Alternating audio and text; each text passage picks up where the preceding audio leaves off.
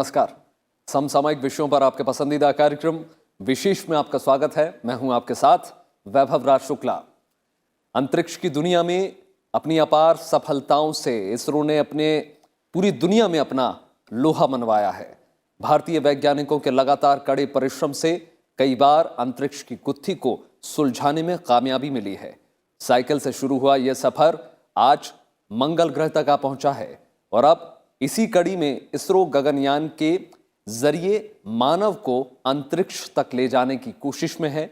मानव युक्त इस महत्वाकांक्षी गगनयान कार्यक्रम के बाद भारत इस मील के पत्थर को हासिल करने वाला दुनिया का चौथा देश बन जाएगा। गगनयान मिशन के लिए अंतरिक्ष यात्रियों के चयन की प्रक्रिया भी अब पूरी हो चुकी है।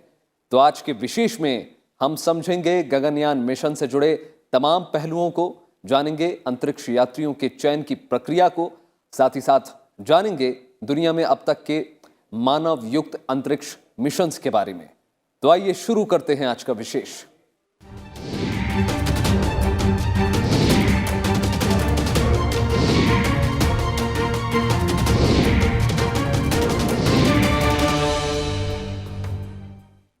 गगनयान मिशन भारत का पहला मानव युक्त अंतरिक्ष मिशन है।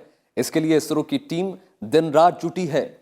इस दिशा में गगनयान मिशन में जाने वाले अंतरिक्ष यात्रियों के चयन की प्रक्रिया भी अब पूरी हो चुकी है।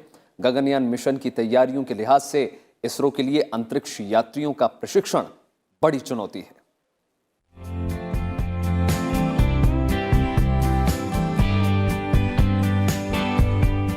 पहली बार अंतरिक्ष यात्री को अंतरिक्ष में भेजने के भारत के महत्वाकांक्षी मिशन गगनयान की दिशा में इसरो लगातार कदम बढ़ा रहा है। इस कड़ी में गगनयान मिशन में जाने वाले अंतरिक्ष यात्रियों के चयन की प्रक्रिया पूरी हो गई है। इसरो प्रमुख के सिवन ने 1 जनवरी को बेंगलुरु में प्रेस कॉन्फ्रेंस कर इसकी जानकारी दी। गगनयान मिशन के लिए जो 4 अंतरिक्ष यात्री चुने गए हैं वे सभी वायु सेना से हैं। 2022 में भेजे जाने वाले गगनयान के यात्रियों यानी एस्ट्रोनॉट की मेडिकल फिटनेस जांच पूरी हो चुकी है। Gaganyaan, we have a good progress in 2019 Gaganyaan, and many of the designs were completed, and astronauts have the selection process is over. Now the 4 astronauts identified for training purpose. That process also completed. Now the training for these 4 astronauts will be planned in the third week of January of this year. ISRO प्रमुख के सिवन के मुताबिक साल 2022 तक अंतरिक्ष में भेजे जाने वाले गगनयान की तैयारी जोरों पर है। उन्होंने कहा कि 2019 में इस मिशन को लेकर अच्छी प्रगति हुई है। कई डिजाइन का काम पूरा हो गया है। चंद्रयान 3 और गगनयान से जुड़े कार्य साथ साथ चल रहे हैं। चंद्रयान 3 का प्रक्षेपण अगले साल तक किया जा सकता है। Astronauts training will be done in Russia. This one, because we have identified that from here some medical test was done on the astronauts. Then that team of people were sent to Russia for further medical checkup, and based on that Russians the medical checkup, 4 people now they are identified for the astronaut training. Now these 4 people will undergo the training in Russia. जनवरी के तीसरे हफ्ते से रूस की अंतरिक्ष agency Roscosmos में चयनित अंतरिक्ष यात्रियों की ट्रेनिंग शुरू होगी। भारत में अभी अंतरिक्ष यात्रियों की ट्रेनिंग की सुविधा नहीं है और इसे स्थापित करने में काफी समय लगेगा। अंतरिक्ष यात्रियों को अंतरिक्ष यान के सभी इंजीनियरिंग पहलुओं, विशेष रूप से life support system, mission control training, navigation और थर्मल कंट्रोल के साथ साथ खगोल विज्ञान, कक्षीय यांत्रिकी और अर्थ ऑब्जर्वेशन के बारे में सिखाया जाएगा। ये उन मामलों में जरूरी है जहां मैनुअल काम करने की जरूरत होती है, जैसे कि ऑक्सीजन के दबाव को बनाए रखने के लिए हीटर चालू करना या अंतरिक्ष यान में प्रयोग करना। अंतरिक्ष यात्रियों के लिए स्पेस सूट भी रूस से ही खरीदे जाएंगे, जिससे मानव मिशन के लक्ष्य में कोई देरी नहीं हो। इसरो ने अंतरिक्ष यात्रियों के लिए स्पेस सूट बना लिए हैं। लेकिन अभी उनके लिए कुछ परीक्षण होने हैं। मानव मिशन के पहले 2 बार पुतले भेजे जाएंगे। पहला ट्रायल दिसंबर 2020 में और दूसरा जुलाई 2021 में होगा। Basically, that is for astronaut purpose. There is a special test, medical test. Basically, their fitness, purely medical test. This the portion was initially done in IAM, and then further the same test was repeated or this one in Russia also. And based on the results, there is 4 people who are selected. अंतरिक्ष यात्रियों का प्रशिक्षण आमतौर पर 4 साल का होता है, लेकिन भारतीय अंतरिक्ष यात्रियों के लिए लॉन्च की समय सीमा को पूरा करने के लिए इस प्रशिक्षण को 2 साल में पूरा किया जाएगा। उन्हें स्पेस वॉक या ट्रेनिंग डॉकिंग के लिए प्रशिक्षण नहीं दिया जाएगा, बल्कि उन्हें ये काम नहीं करने हैं। A major development in Gaganyaan was we have constituted Gaganyaan Advisory Council, that committee, that in the national level committee, and we got the first review. Bharat ने गगनयान मिशन पर सहयोग के लिए रूस और फ्रांस के साथ समझौता किया है। प्रधानमंत्री नरेंद्र मोदी ने 2018 में स्वतंत्रता दिवस पर लाल किले से संबोधन के दौरान महत्वाकांक्षी गगनयान मिशन की घोषणा की थी। अंतरिक्ष यात्री को अंतरिक्ष में भेजने के भारत के महत्वाकांक्षी कार्यक्रम को प्रोत्साहन देते हुए केंद्रीय मंत्रिमंडल ने 2018 में 10,000 करोड़ रुपए के गगनयान कार्यक्रम को मंजूरी दी थी। मिशन गगनयान की सफलता देश के लिए अंतरिक्ष कार्यक्रम के लिए एक बड़ी उपलब्धि होगी और इससे इसरो के स्पेस मिशन को बड़ी कामयाबी हासिल होगी। इस कार्यक्रम से देश में विज्ञान और प्रौद्योगिकी के क्षेत्र में अनुसंधान और विकास को प्रोत्साहन मिलेगा। मानव अंतरिक्ष विमान कार्यक्रम प्रयोग और भविष्य की टेक्नोलॉजी प्रशिक्षण के लिए अंतरिक्ष में एक अनूठा प्लेटफॉर्म उपलब्ध कराएगा। इस कार्यक्रम से रोजगार सृजन, मानव संसाधन विकास और औद्योगिकी क्षमताओं के साथ ही आर्थिक गतिविधियों को गति मिलेगी। मानव अंतरिक्ष यान क्षमता भारत को दीर्घकालिक राष्ट्रीय लाभों के साथ भविष्य में वैश्विक अंतरिक्ष खोज कार्यक्रमों में भागीदारी के लिए सक्षम बनाएगी। Bureau report, Rajya Sabha TV. तो गगनयान मिशन के लॉन्च होने के साथ ही भारत अमेरिका, रूस और चीन के बाद ऐसा करने वाला चौथा देश बन जाएगा। 2022 तक भारत का अंतरिक्ष यान भारतीय अंतरिक्ष यात्रियों को लेकर अंतरिक्ष में जाएगा। इसरो के वैज्ञानिक इस मिशन में जी जान से जुड़ गए हैं। आइए जानते हैं भारत का गगनयान मिशन और उसकी खासियत। 2022 जब आजादी के 75 साल होंगे, तब या हो सके तो उससे पहले आजादी का 75 साल मनाएंगे, तब तक मां भारत का कोई संतान, चाहे बेटा हो या बेटी, कोई भी हो सकता है, वे अंतरिक्ष में जाएंगे, हाथ में तिरंगा झंडा लेकर के जाएंगे।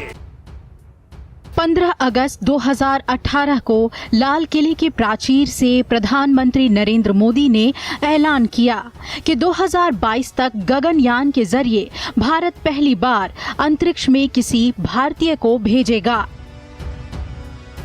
2020 की शुरुआत में इसरो ने मानव युक्त अंतरिक्ष मिशन के लिए काफी तैयारियों को अंजाम दे दिया है। गगनयान को लॉन्च करते ही भारत ऐसी उपलब्धि हासिल करने वाला दुनिया का चौथा देश बन जाएगा।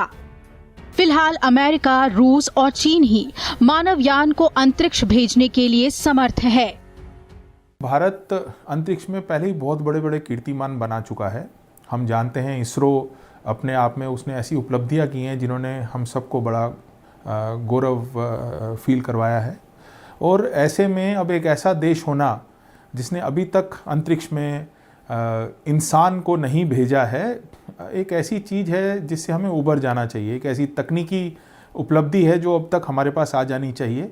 और मुझे लगता है कि हमने जब अनाउंस किया कि 2022 में हम पहली बार किसी एक इंसान को अंतरिक्ष में भेजेंगे, ये थोड़ा सा शायद 5 या 7 साल डिलेड अनाउंसमेंट है। इनफैक्ट अब से 5-7 साल पहले ही हमारे को ये कर लेना चाहिए। गगनयान इसरो के सबसे बड़े रॉकेट GSLV यानी geo synchronous satellite launch vehicle mark 3 के जरिए लॉन्च किया जाएगा। भारत के पहले मानव सहित अंतरिक्ष मिशन को लेकर इसरो के वैज्ञानिक भी काफी उत्साहित हैं। इसरो के चेयरमैन के सिवन के मुताबिक गगनयान मिशन चुनौतीपूर्ण है, लेकिन इसरो इस लक्ष्य को भी हासिल करने की क्षमता रखता है। प्रधानमंत्री के ऐलान के बाद ही उन्होंने कहा था कि देश के अंतरिक्ष यात्रियों को अंतरिक्ष में भेजने वाली प्रौद्योगिकी विकसित की जा चुकी है। इस दिशा में मानव क्रू मॉड्यूल के साथ ही पर्यावरण नियंत्रण और जान बचाने की प्रणाली जैसी प्रौद्योगिकी विकसित हो चुकी है। भारतीय मानव अंतरिक्ष कार्यक्रम को गगनयान के जरिए अंजाम दिया जाएगा। गगनयान भारतीय चलित कक्षीय अंतरिक्ष यान है। अंतरिक्ष यान को 3 लोगों को ले जाने के हिसाब से डिजाइन किया गया है। इसके तहत एक नियोजित अपग्रेड किए गए संस्करण को डॉकिंग क्षमता से लैस किया जाएगा। अपनी पहली मानव युक्त मिशन में गगनयान 3.7 टन के कैप्सूल में 3 लोगों के दल के साथ 7 दिनों के लिए 400 किलोमीटर की ऊंचाई पर पृथ्वी की परिक्रमा करेगा। अंतरिक्ष कैप्सूल में जीवन नियंत्रण और पर्यावरण नियंत्रण प्रणाली का इस्तेमाल किया जा रहा है। अंतरिक्ष यान में लिक्विड प्रोपेलेंट युक्त 2 इंजनें हैं। इस मिशन पर करीब 10,000 करोड़ रुपए की लागत आई है। बेंगलुरु के ISRO telemetry tracking command centre से अंतरिक्ष यान की 24 घंटे निगरानी की जाएगी। इस कार्यक्रम में मानव को अंतरिक्ष तक पहुंचाने और धरती पर वापस सुरक्षित लाने से जुड़े सारे तकनीक शामिल किए गए हैं। इस ड्रीम प्रोजेक्ट की खासियत ये भी है कि इसकी कमान एक महिला के हाथ में होगी।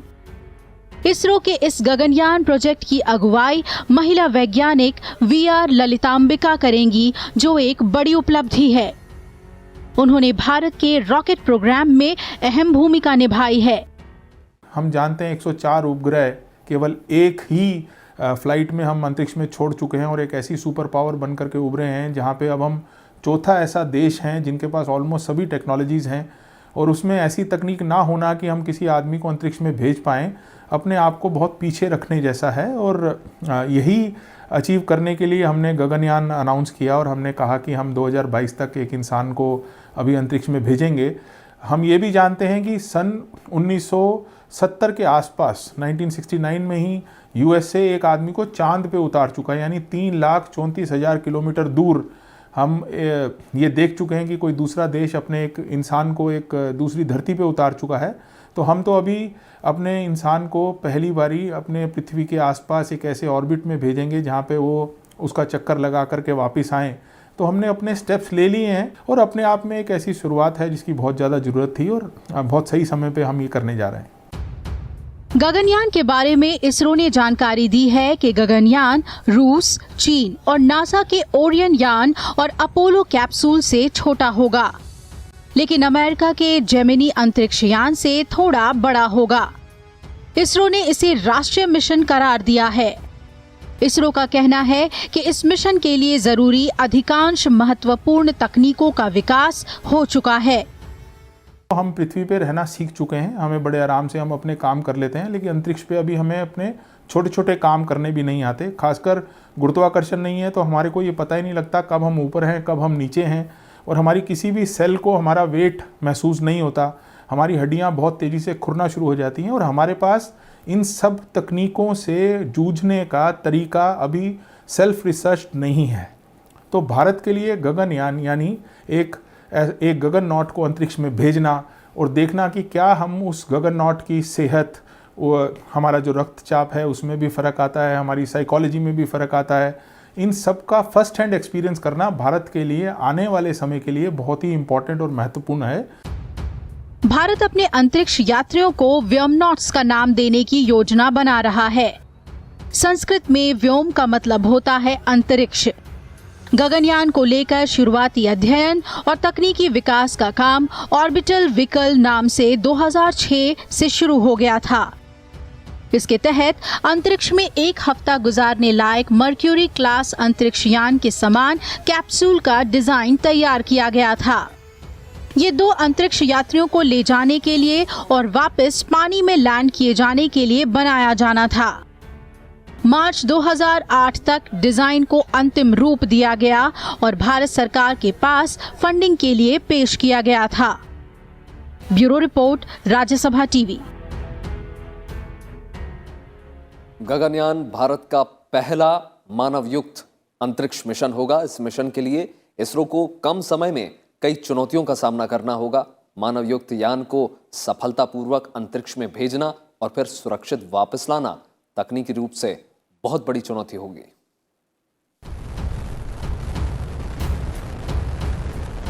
अंतरिक्ष में इंसान को भेजना काफी जोखिमों से भरा हुआ है। इसमें न सिर्फ भारी पैसों की जरूरत पड़ती है, बल्कि इंसानी जान को भी हर वक्त खतरा रहता है। परेशानी ये होती है कि लॉन्च पैड से जैसे ही यान अंतरिक्ष की ओर जाता है, मशीन से ज्यादा इंसानों की जान को लेकर तरह तरह की आशंका उठने लगती है। एक इंसान को अंतरिक्ष में जाने के लिए शारीरिक और मानसिक दक्षताएं ही नहीं, बल्कि प्रकृति के विरुद्ध काम कर सकने लायक क्षमताएं भी विकसित करनी होती है। इसके लिए बेहद खास किस्म का प्रशिक्षण और विशेषज्ञता भी हासिल करनी होती है। तकनीक के लिहाज से इसरो के सामने सबसे बड़ी चुनौती है मानव युक्त गगनयान को अंतरिक्ष भेजना और फिर सुरक्षित धरती पर वापस लाना। गगनयान के एस्ट्रोनॉट्स को सुरक्षित धरती पर लैंड कराने के लिए खास तरह के पैराशूट का निर्माण किया गया है। जब हमारा ऊपर मिशन पे जाता है कोई, तो उसके साथ इम्पोर्टेंट पेलोड होते हैं, इंस्ट्रूमेंट्स होते हैं और एस्ट्रोनॉट्स को हमें वापस लाना है सेफ। तो उसके लिए पैराशूट को ज़मीन पे लाने के लिए, क्योंकि जब हिट करेगा ज़मीन से तो डिस्ट्रॉय हो जाएगा, तो इसके लिए इसरो ने अप्रोच किया। उन्होंने हमें टास्क दिया है कि पूरा उनका ऑर्बिटिंग सिस्टम विद एस्ट्रोनॉट्स ज़मीन पे लैंड होगा, उसको सेफली लैंड करना है। तो उसको सेफली लैंड करने के लिए हमें पैराशूट 3 स्टेज का बनाना पड़ता है और पैराशूट में 3 स्टेज में पहले छोटा पैराशूट होता है, फिर ड्रॉप खुलेगा, फिर मेन पैराशूट खुलेगा, जिसका कि डायमीटर 31 मीटर है और रिंग स्लॉट बना हुआ है। तो वो काफ़ी स्टेबल पैराशूट है, उसकी हमने टेस्टिंग की है और वो सफल पाया गया है। धरती की कक्षा से बाहर जाते हुए सबसे पहले एक इंसान गुरुत्वाकर्षण फील्ड में बदलाव की चुनौती का सामना करता है।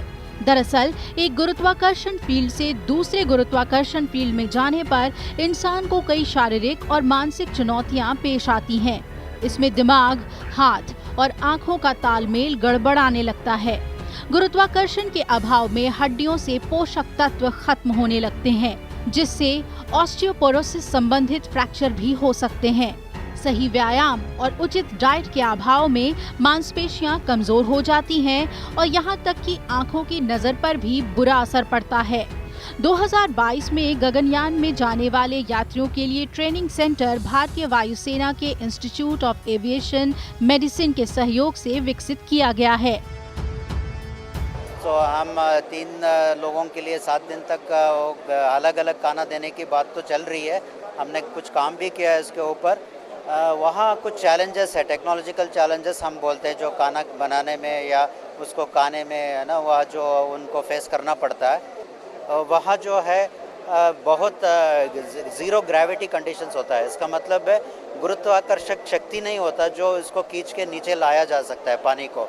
इसके वजह से हम खाना को रिकॉन्स्टिट्यूट जो बोलते हैं वो करना बहुत ही मुश्किल काम पड़ती है।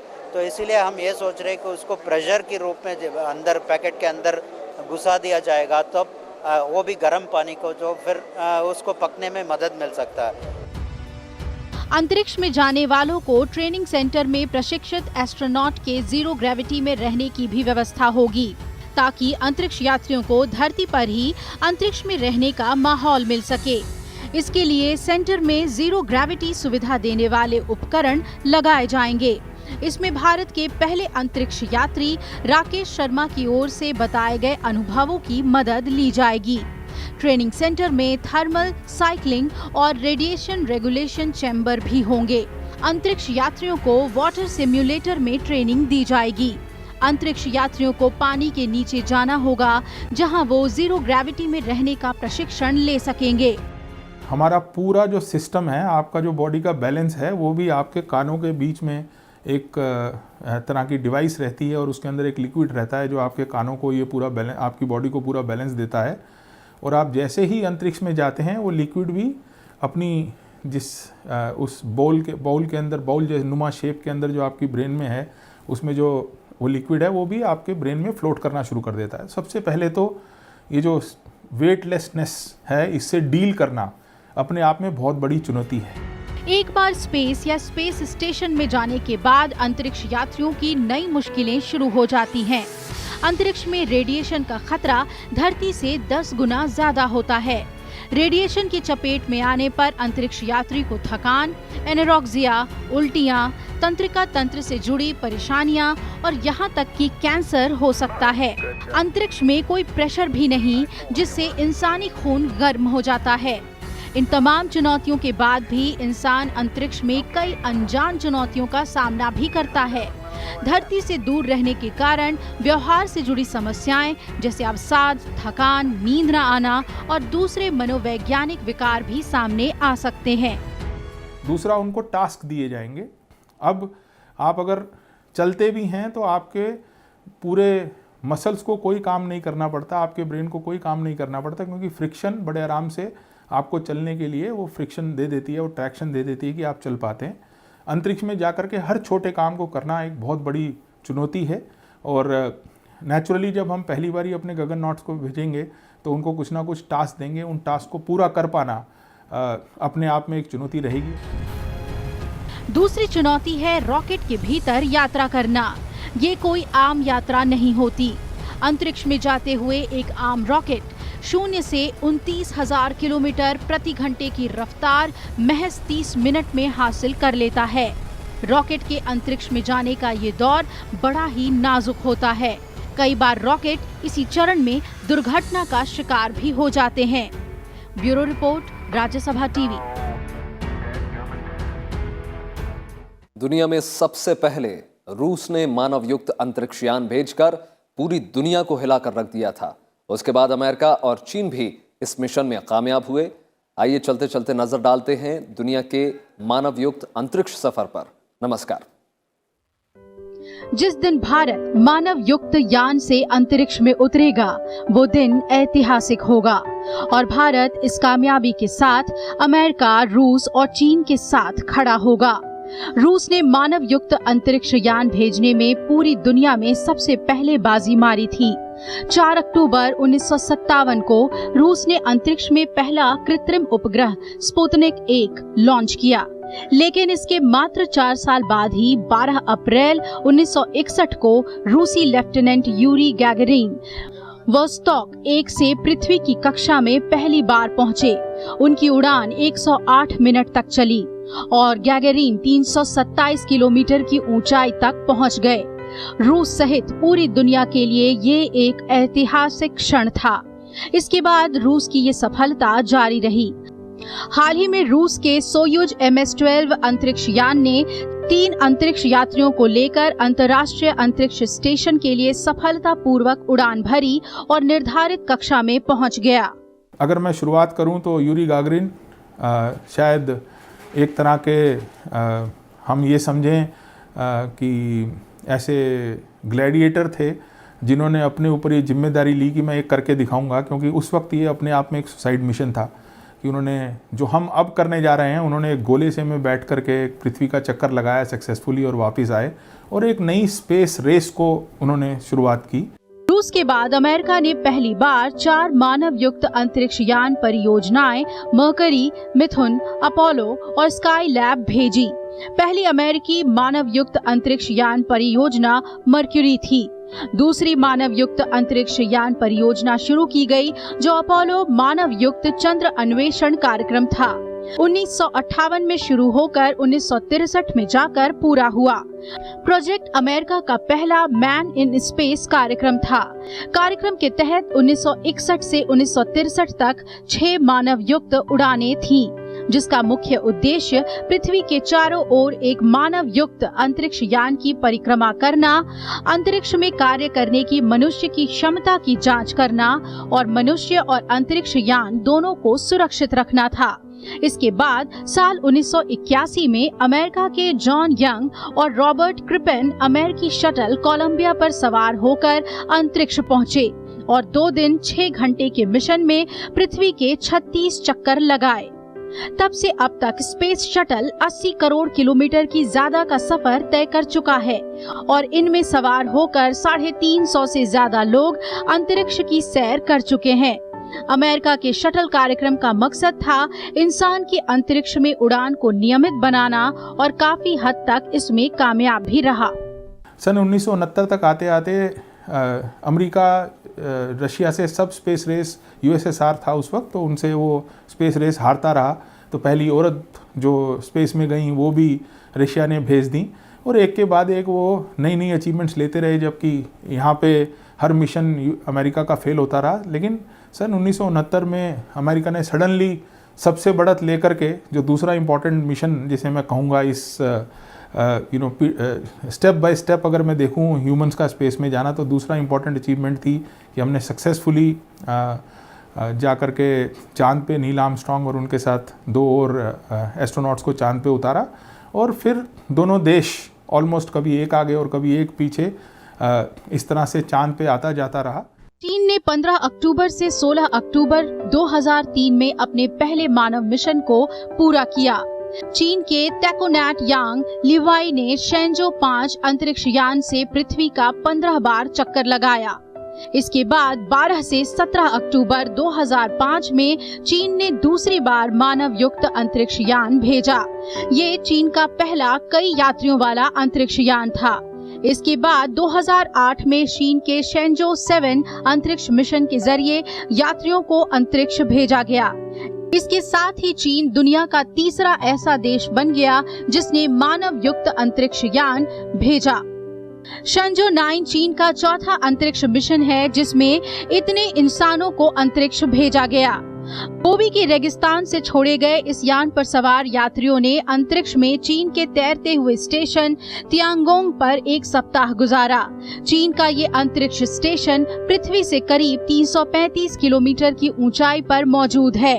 फिलहाल अंतरिक्ष में कुल 2 स्टेशन काम कर रहे हैं, जिसमें एक अमेरिका, रूस, यूरोपीय संघ और जापान के आपसी सहयोग के साथ चल रहा है। ISS यानी अंतर्राष्ट्रीय अंतरिक्ष स्टेशन है और दूसरा तियांगोंग 2 है जो अकेले चीन का है।